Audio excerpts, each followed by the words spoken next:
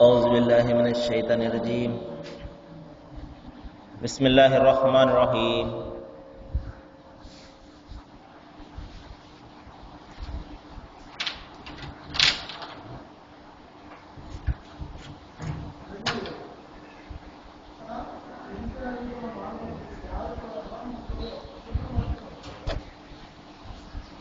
ألم تر إلى الذين حاج إبراهيم في ربه أن آتاه الله الملك وإذ قال إبراهيم ربي الذي يحيي ويميت قال أنا أحيي وأميت قال إبراهيم فإن الله يأتي بالشمس من المشرق فأت بها من المغرب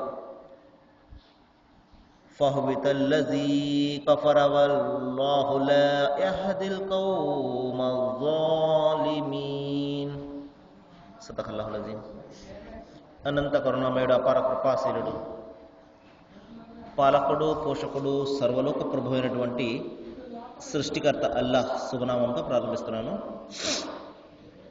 సోదరులారా, సోదరిమణులారా, అయ్యలారా, అమ్మలారా, అస్సలాము అలైకుం రహమతుల్లాహి వబరకాతుహు. దీని అర్థం సర్వలోక ప్రభు అయినటువంటి అల్లాహ్ అందరి మీద శాంతి శుభాలను కురిపించునుగాక ఆమీన్. ఇంతవరకు మీ ముందు మానవులందరి మార్గదర్శక గ్రంథం విశ్వప్రభు అల్లాహ్ మానవాళి కోసం అవతరింపజేసినటువంటి చివరి మార్గదర్శక దైవ గ్రంథం దివ్య ఖురాన్ నుండి 2వ అధ్యాయం 258వ వాక్యం యొక్క అరబీ మూలంను పఠించడం జరిగింది. సోదరులారా, సోదరిమణులారా, ఈ వాక్యంలో దైవము ఒక ప్రవక్త యొక్క విషయాన్ని గురించి చెప్పడం జరుగుతుంది. ఒక ప్రవక్త జీవితంలో జరిగినటువంటి సంఘటన. ఆ ప్రవక్త ఎవరండి? ఈ ప్రవక్త ఎవరు అంటే ఈయననే దైవము ఇమాము నాస్ అంటే మానవాళికి నాయకుడుగా నియమించినటువంటి ప్రవక్త ఈయన చేసినటువంటి అసమానమైనటువంటి త్యాగాలను గుర్తు చేసుకుంటూ మరి ముస్లిం సోదరులు బక్రీద్ అనే ఒక పండుగను కూడా జరుపుకుంటారు. ఈయన ఎవరండి? ఈయన ముస్లిం సోదరులకు ఎంతో గౌరవనీయులైనటువంటి ప్రవక్త ముహమ్మద్ వారు కాదు, ఇంకా క్రైస్తవ సోదరులకు ఎంతో గౌరవనీయులైనటువంటి క్రీస్తు యేసు కూడా కాదు, ఇంకా యూద ప్రజలకు ఎంతో గౌరవనీయులైనటువంటి మోషే ప్రవక్త కూడా కాదు. ఈయన ఎవరు అంటే ప్రవక్తలకే తండ్రి లాంటి వారు, అబుల్ అంబియాగా ఈయన చెప్పడం జరిగింది. అంతేకాదు ఈయనను ఖలీలుల్లాగా కూడా దైవం చెప్పడం జరిగింది. ఈయన నా స్నేహితుడు అని. దైవానికే మిత్రుడు, దైవానికి స్నేహితుడు. ఎవరండి ఆ ప్రవక్త? ఆయనే హజరత్ ఇబ్రాహీం అలైహిస్సలాం. ఈయననే అబ్రహాం అని కూడా అంటారు. ఈయన ప్రవక్తలకే తండ్రి వంటి వారు. ఎందువలనంటే ఒక సందర్భంలో అంతిమ గ్రంథం ఖురాన్లో దైవం చెప్తున్నాడు, ఇబ్రాహీం యూదుడు కాడు, క్రైస్తవుడు కాడు. ఆయన అచంచలమైనటువంటి విశ్వాసం గల ఒక విశ్వాసి అని చెప్పడం జరిగింది. ఎందుకంటే యూద మతం కానీ క్రైస్తవ మతం కానీ అబ్రహాము తర్వాతనే అవన్నీ కూడా ఉద్భవించాయి. కాబట్టి ఇబ్రాహీం ఎవరు అంటే ఏ సమాధానం వస్తుంది? ఆయన యూదుడు కాడు, ఆయన క్రైస్తవుడు కాడు. ఆయన ఎవరు? ఆయన దైవానికి పూర్తిగా సమర్పణ చేసుకున్నటువంటి ఒక విశ్వాసి. మరి ఈ విషయాన్నే అరబీ భాషలో ముస్లిం అని పిలవడం జరిగింది. ముస్లిం అంటే సమస్తాన్ని కూడా దైవానికి సమర్పణ చేసుకున్నవాడు అని అర్థం. కాబట్టి ఆయన ఎవరండి? ఆయన ఒక ముస్లిం, ఆయన ఒక విశ్వాసి, ఆయన ఒక విధేయుడు, ఆయన ఒక పూర్తిగా సమర్పణ చేసుకున్నవాడు. సోదరులారా, మరి మనము ప్రవక్త ఇబ్రాహీం వారి యొక్క చరిత్రను మనం పరిశీలించినట్లయితే ఆద్యంతం కూడా అనేక కష్టాలమయము, అనేక పరీక్షలను ఆయన ఎదుర్కోవడం జరిగింది. 1 కాదు, 2 కాదు, అనేక పరీక్షలు. ఆయనతో పాటు ఆయన భార్యలు కూడా అనేక పరీక్షలు ఎదుర్కొన్నారు. ఆయన కుమారులు కూడా అనేకమైనటువంటి పరీక్షలు ఎదుర్కొన్నాడు. మొత్తం కుటుంబం అంతా కూడా దేవుని మార్గంలో మరి దైవం యొక్క పరీక్షలకు తట్టుకుని వారు అచంచలమైనటువంటి విశ్వాసం గల విధేయులుగా నిరూపణ చేసుకోవడం జరిగింది. అందువలన దైవము ఈయనను ఇమాముల్ అంబియా అంటే సమస్త మానవ జాతికి కూడా మరి నాయకునిగా నేను నియమిస్తున్నాను అని దైవం చెప్పడం జరిగింది. రండి సోదరులారా, ప్రవక్త ఇబ్రాహీం వారి గురించి కొన్ని విషయాలు మనము తెలుసుకోవడానికి ప్రయత్నం చేద్దాం. ఈయన ఎవరు అంటే నేటికి సుమారు ఒక 4000 సంవత్సరాలకు పూర్వము ఇరాక్ అనే నగరం, ఇప్పుడు మనం ఇరాక్ ఏదైతే చూస్తున్నామో ఆ ఇరాక్ నగరం, పాత ఇరాక్ నగరంలో ఒక రాజ్యం ఉండేది. ఆ రాజ్యానికి నమ్రూద్ అనే ఒక దుష్టుడైనటువంటి రాజు ఉండేవాడు. ఆ రాజు ఆస్థానంలో ఆస్థాన పండితుడే మరి హజరత్ ఇబ్రాహీం వారి యొక్క తండ్రి. ఆస్థాన పండితుడు, ప్రధాన పూజారి, అంతేకాదు మరి బొమ్మలను విగ్రహాలను తయారు చేసి అమ్మేవాడు. ఒక సందర్భంలో తండ్రితోటి హజరత్ ఇబ్రాహీం సంవాదం చేస్తున్నారు. ఎందుకంటే ప్రవక్తల జీవితము చిన్నతనం నుండి కూడా చాలా పరిశుద్ధంగా ఉంటుంది. వారు ఏ విధంగా కూడా దైవానికి సాటి కల్పించి ఆరాధించరు. దైవానికి ఒక రూపాన్ని, ఒక విగ్రహాన్ని కల్పించేంత మాత్రం కూడా ఆరాధించరు. ప్రవక్తల జీవితాన్ని మనం పరిశీలిస్తే, ఎందుకంటే చిన్నతనం నుండి కూడా దైవం వాళ్ళని పరిశుద్ధమైనటువంటి జీవితాన్ని గడిపే విధంగా చేయడం జరుగుతుంది. చిన్నతనం నుండి కూడా మరి హజరత్ ఇబ్రాహీం ఆలోచన చేయడం మొదలుపెట్టారు. ఒకవేళ ఆయన ఏమీ మాట్లాడకుండా ఉంటే తండ్రి తర్వాత ఆ తండ్రి స్థానంలో ఉన్నతమైనటువంటి ఆస్థాన పూజారిగా మరి అతను పీఠాన్ని ఎదురోహించేవారు. మరి చుట్టూ అనేక మంది మార్బలము, గౌరవ ప్రతిష్టతలు, వీటిని అన్నింటినీ కూడా ఆయన పక్కన పెట్టారు. తండ్రితో సంవాదం చేస్తున్నారు. ఓ తండ్రి, మీరు కనలేని వినలేని ఈ బొమ్మలను ఎందుకు తయారు చేస్తున్నారు అని తండ్రితో సంవాదం చేయడం జరిగింది. ఓ తండ్రి, మీరు స్వయంగా ఈ విగ్రహాలను తయారు చేస్తున్నారే, మరి ప్రజలకు ప్రజల యొక్క సృష్టికర్త వీళ్ళు అని చెప్పేసి మీరు ఏ విధంగా చెప్తున్నారు? వాస్తవానికి వాటిని సృష్టించేది మీరు కదా. మీరు తలిస్తే చెయ్యి పొడుగుగా పెడుతున్నారు, ముక్కు తక్కువగా పెడుతున్నారు. ఈ విధంగా మీ ఇష్టం వచ్చినట్లుగా వీటిని మీరు మలుస్తున్నారే, మరి ప్రజలకు వీళ్ళు మీ సృష్టికర్తలను ఏ విధంగా చెప్తున్నారు అని సంవాదం చేయడం ప్రారంభమైంది. అప్పుడు తండ్రి అన్నాడు, ఓ ఇబ్రాహీం, తాత ముత్తాతల ఆచరణ కాదంటావా? జాగ్రత్త, నీవు ఈ పని మానుకోకపోతే నిన్ను నేను రాళ్లతో కొట్టి చంపేస్తాను అని బెదిరించడం జరిగింది కుమారుణ్ణి. అయినప్పటికీ కూడా హజరత్ ఇబ్రాహీం వారు ఏమాత్రం కూడా, ఓ తండ్రి, నా వద్దకు వచ్చినటువంటి జ్ఞానము మీ వద్దకు రాలేదు, మీరు శైతాను అనుసరులు అయిపోతారేమోనని భయంగా ఉన్నది, ఈ పనిని మానివేయండి అని తన తండ్రితో ఆయన వాదన పెట్టుకోవడం జరిగింది. ఆ తర్వాత తండ్రి తర్వాత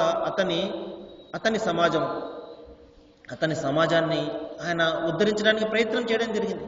ఓ ప్రజలారా, మీరు ఏమాత్రం కూడా నష్టాన్ని కలిగించలేని, లాభాన్ని కలిగించలేని మరి ఇటువంటి వాటిని ఎందుకు మీరు ఆరాధిస్తున్నారు అనగానే వారు కూడా ఎంత మాత్రం కూడా వినలేదు. ఆ తర్వాత వీరు తమ రాజు వద్దకు వెళ్ళి ఫిర్యాదు చేయడం జరిగింది. ఇబ్రాహీం అనే ఒక యువకుడు మన తాత ముత్తాతల యొక్క ఆచారాన్ని అతను తోలనాడుతున్నాడు అనగానే ఇబ్రాహీమును మరి ఆ రాజు అయినటువంటి నమ్రూదు పిలవడం జరిగింది. అప్పుడు ఆ రాజుకు ఆ ఇబ్రాహీముకు మధ్య ఉన్నటువంటి సంవాదాన్ని దైవం ఇక్కడ గుర్తు చేస్తున్నాడు. ఇబ్రాహీము ప్రభు ఎవరు అనే విషయంపై అతనితో వివాదపడినటువంటి వ్యక్తిని గురించి నీవు ఆలోచించలేదా? దైవం ఇక్కడ ప్రశ్నిస్తున్నాడు. ఆ వ్యక్తి ఎవరు?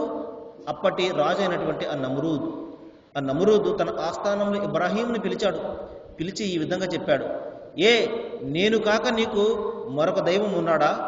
నేనే కదా నీకు దైవాన్ని, నేనే కదా నీకు దేవుడును. సహజంగా సోదరులారా, ఎవరి వద్దనైతే అధికారం ఉంటుందో, ఎవరి వద్దనైతే పదవి ఉంటుందో వారికి ఒక విధమైనటువంటి అహంకారము, గర్వము బయలుదేరుతాయి.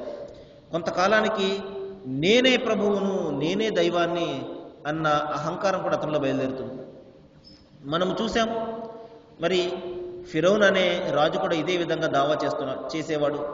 మరి అదేవిధంగా అతనికంటే ముందు వచ్చినటువంటి ఈ నమ్రూద్ అనే ఈ రాజు కూడా నేనే దేవుణ్ణి, ఎందుకంటే నేను మీ రాజును కదా, కాబట్టి నేను మీకు ఉద్యోగాన్ని ఇచ్చాను, నేను మీకు జీతభత్యాలను ఇస్తున్నాను, కాబట్టి మిమ్మల్ని పోషిస్తున్నాను, కాబట్టి నేనే మీ పోషణకర్తను, నేనే మీ ప్రభువును, మీ దైవాన్ని అని చెప్పి అతను దావా చేయడం మొదలుపెట్టాడు.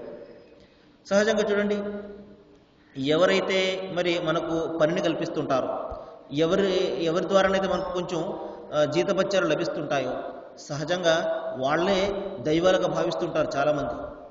సోదరులారా, ఒక విషయాన్ని మనం ఇక్కడ గమనించాలి. అదేమిటంటే, మరి పోషణకర్త, సృష్టికి మరి ఆహారాన్ని ప్రసాదించేవాడు రబ్బ్ అనేవాడు కేవలం ఒక్కడు మాత్రమే.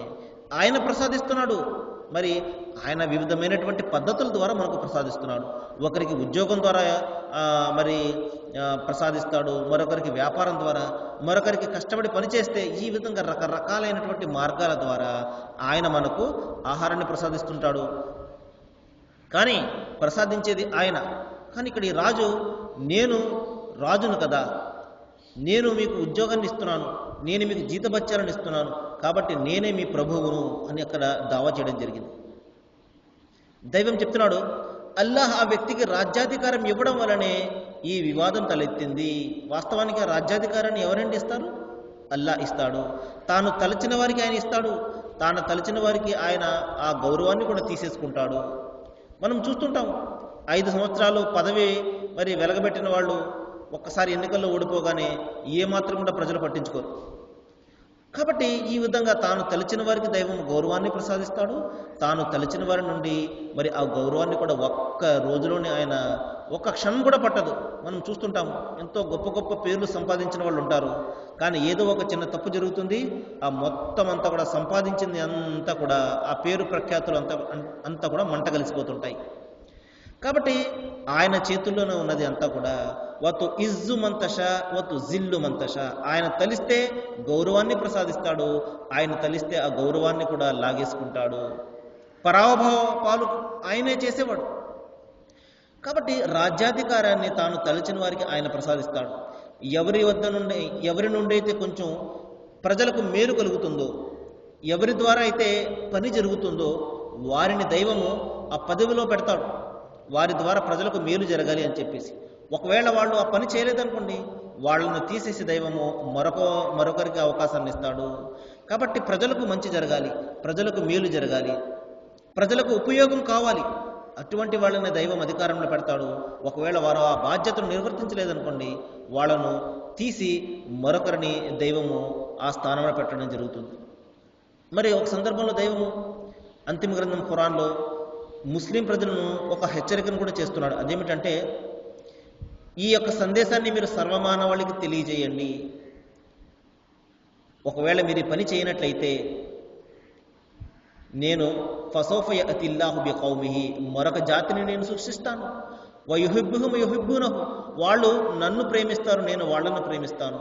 మీ బాధ్యతను మీరు నిర్వర్తించకపోతే ఈ విధంగా ప్రళయం వరకు ఇదే పదవిలో దైవం పెడతాడు అనుకోకండి. ఎందుకంటే సర్వమానవాళికి మార్గాన్ని చూపే బాధ్యతను దైవము ముస్లిం సమాజం మీద పెట్టాడు. ఒకవేళ వాళ్ళు తమ ఆరాధనలకి పరిమితం చేసుకుని, తమ జీవితాన్ని 4 గోడల మస్జిద్కి పరిమితం చేసుకునే వాళ్ళు ఈ విధంగా గడిపినట్లయితే, ఖురాన్ అంటే, ఇస్లాం అంటే ఏమిటి అన్న సంగతి మరి ప్రజలకు తెలియజేయకుండా వాళ్ళు ఈ విధంగా తమలోనే దాచిపెట్టుకున్నట్లయితే దైవము వాళ్ళను తీసివేసి మరొక జాతిని లేపడం జరుగుతుంది. ఆ జాతి ద్వారా తన పని చేయించుకుంటాడు.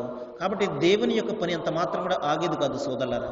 మనము ఒకవేళ చేశామా అది మనకు మంచిది, ఒకవేళ మనము చేయలేదనుకోండి మన స్థానంలో మరొకరిని దైవం పెడతాడు. కాబట్టి ఇక్కడ దైవం చెప్తున్నాడు, అల్లాహ్ వ్యక్తికి రాజ్యాధికారాన్ని ఇచ్చాడు, ఆ నమ్రూద్ అనే ఆ రాజుకు రాజ్యాధికారాన్ని ఇచ్చాడు. కాబట్టి అతనిలో ఈ గర్వం తలెత్తింది. అతనేమన్నాడు, ఓ ఇబ్రహీం, నేను నీ ప్రభువును నన్ను ఆరాధించు అనగానే ఇబ్రహీం చూడండి ఎంత చక్కటి సమాధానాన్ని, మరి అతని బుద్ధిని వివేకాన్ని తట్టి లేపే సమాధానాన్ని ఇచ్చారు. ఏమనిచ్చారు? నీవు నా ప్రభువా? లేదు లేదు, నా ప్రభువు ఎవరంటే, నా దేవుడు ఎవరంటే, ఎవరి చేతిలోనైతే జీవన్మరణాలు ఉన్నాయో ఆయనే నా ప్రభువు అని ఇబ్రహీం చెప్పడం జరిగింది. నీవు నాలాంటి మానవుడివి, నీకు ఆకలేస్తే అన్నం తింటావు, దాహం వేస్తే నీళ్లు తాగుతావు, తిన్నటువంటి ఆహారము తిన్నటువంటి నీళ్లు బయటకు రావాలి, కడుపులోనే ఉండదు కదా బయటకు రావాలి. ఈ విధంగా ఒక మానవుడై ఉండి నీవు దేవుడు ఎలాగవుతావు? నీవు దైవం కాదు. దైవం ఎవరు అంటే ఎవరి చేతిలోనైతే జీవన్మరణాలు ఉన్నాయో. కాబట్టి సోదరులారా, మనం చూస్తుంటాము దేవునికి సమానులుగా అనేక మందిని ఆరాధిస్తుంటాము. కానీ వాళ్ళ చేతిలో జీవన్మరణాలు ఉన్నాయా? వాళ్ళ మరణము, వాళ్ళ జీవనము సైతము వాళ్ళ చేతుల్లో లేదే. తాము ఎప్పుడు చనిపోతారో వాళ్ళకి తెలియదు, ఎప్పుడు లేపబడతారో కూడా వాళ్ళకి తెలియదు. కానీ ఇటువంటి వారు కాదు దైవము. దైవం ఎవరు అంటే ఎవరి చేతిలోనైతే జీవన్మరణాలు ఉన్నాయో, ఎవరైతే మరణించడో, ఎవరైతే మరి పుట్టడో అటువంటి వాడు దేవుడు అనిపించుకుంటాడు. కాబట్టి ఈ సమాధానాన్ని హజరత్ ఇబ్రాహీం వారు ఆ క్రూరుడైనటువంటి రాజు ముందు చెప్పడం జరిగింది. ప్రవక్త ముహమ్మద్ సల్లల్లాహు అలైహి వసల్లం వారు ప్రవచనంలో చెప్పారు, నిజమైనటువంటి సాక్ష్యం ఏమిటంటే, నిజమైనటువంటి గుండె ధైర్యం ఏమిటంటే, క్రూరుడైనటువంటి రాజు ముందు దేవుని ఏకత్వాన్ని గురించి సాక్ష్యం ఇవ్వడం.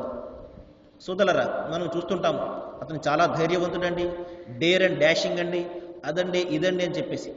కానీ ప్రవక్త వారు చెప్పారు, నిజమైనటువంటి ధైర్యం ఏమిటంటే తన తల తెగిపోతుంది అని తెలిసినప్పటికీ కూడా ఒక క్రూరుడైనటువంటి పాలకుని ముందు దేవుని ఏకత్వాన్ని గురించి సాక్ష్యం ఇవ్వడము. ఆయన తప్ప నీకు మరొక దేవుడు లేడయ్యా, నీవు కేవలము ఆయన చేత నియమించబడ్డ రాజువు మాత్రమే, కాబట్టి నువ్వు ఎంత మాత్రం కూడా వెర్రవీగకు అని ఈ విధంగా దేవుని ఏకత్వాన్ని గురించి సాక్ష్యం, అది నిజమైనటువంటి ధైర్యం అని ప్రవక్త ముహమ్మద్ వారు మరి తెలియజేయడం జరిగింది. అదే ధైర్యాన్ని హజరత్ ఇబ్రాహీం వారు ఇక్కడ తెలియజేస్తున్నారు. ఓ నమ్రూద్, నీవు కేవలం రాజువు మాత్రమే, దేవుడు ఎంత మాత్రం కూడా కాదు. దేవుడు ఎవరంటే ఎవరి చేతిలోనైతే మరి జీవన్మరణాలు ఉన్నాయో ఆయన దేవుడు అనగానే, ఆ నమ్రూద్, జీవన్మరణాలు కూడా నా చేతిలోనే ఉన్నాయి, కావాలంటే చూడు అని ఒక వ్యక్తిని, ఒక ఖైదీని పిలిచి ఆ ఖైదీ యొక్క తలను నరకివేయడం జరుగుతుంది. చూడు, నేను చావునిచ్చాను అని. మరి మరొక ఖైదీని పిలుస్తాడు, ఆ ఖైదీకి ఉరిశిక్ష పడి ఉంటుంది, అతనిని విడుదల చేయడం జరుగుతుంది. చూడు, ఉరిశిక్ష పడ్డ ఖైదీకి నేను జీవితాన్ని ఏ విధంగా ప్రసాదించాను. కాబట్టి జీవన్మరణాలు నా చేతిలో ఉన్నాయి, నేనే దేవుణ్ణి అన్నాడు. చూడండి, మనం చూస్తుంటాం ఈ రోజున చిన్న చిన్న పిల్లలు చేసే మ్యాజిక్లు చేసి మరి నేనే దేవుడు, దైవము, కాబట్టి నన్ను ఆరాధించండి అని మనము చెప్పుకున్న వాళ్ళని చాలామందిని చూస్తుంటాం. ఒకవేళ ఆ విధంగా వాళ్ళు చెప్పుకోకపోయినా ఆ మ్యాజిక్లు చూసి ప్రజలందరూ కూడా అబ్బా ఎంత గొప్పగా ఈయన అద్భుతాలు చేస్తున్నాడు, ఈయన దేవుడేనేమో అని చెప్పేసి వాళ్ళను దేవుళ్ళుగా ఆరాధించడము మనము ప్రతిరోజు కూడా చూస్తూనే ఉన్నాం. సోదరులారా, చూడండి, ఈ విధంగా మనిషి యొక్క బలహీనతను ఆసరాగా చేసుకుని రోజుకొక దేవుడు పుట్టుకొస్తున్నాడు. చిన్న అద్భుతం, ఏదైనా చిన్న మ్యాజిక్ మనం చూసినట్లయితే అది ఎంతో గొప్పగా భావించి మరి వాళ్ళను దేవుని స్థానంలో మనం పెడుతున్నామంటే మన మనసులో దేవుని పట్ల ఎలాంటి అవగాహన ఉన్నదో ఒకసారి చూడండి.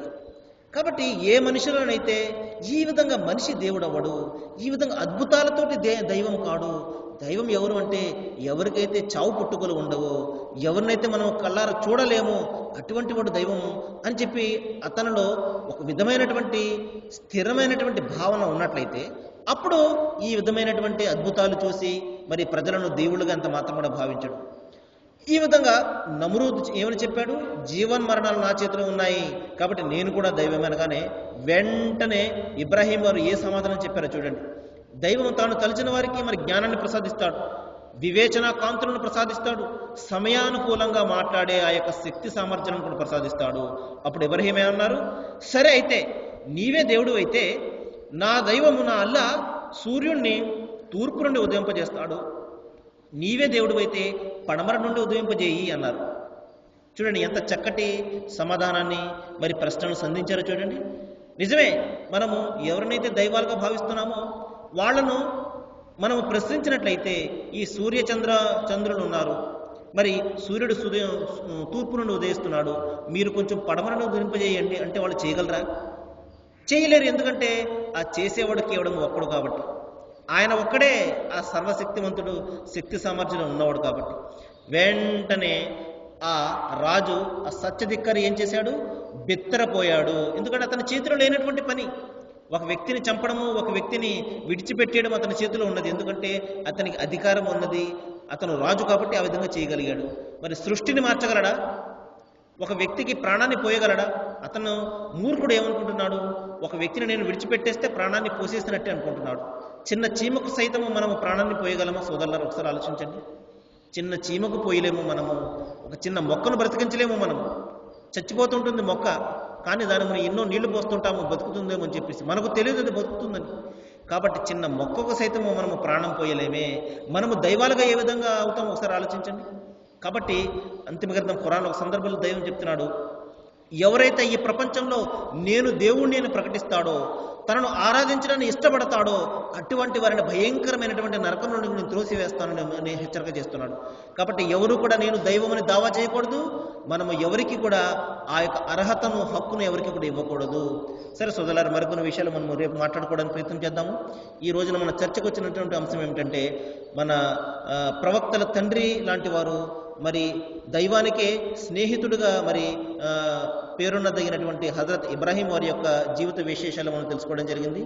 దైవం మీకు నాకు మనందరికీ కూడా మంచిని చేయాలని, మరి సన్మార్గాన్ని చూపించాలని, అందరికీ కూడా దైవము శాంతిని ప్రసాదించాలని నేను వేడుకుంటూ ముగిస్తున్నాను. వాఖిరు దవానా అనిల్ హమ్దులిల్లాహి రబ్బిల్ ఆలమీన్. అస్సలాము అలైకుం.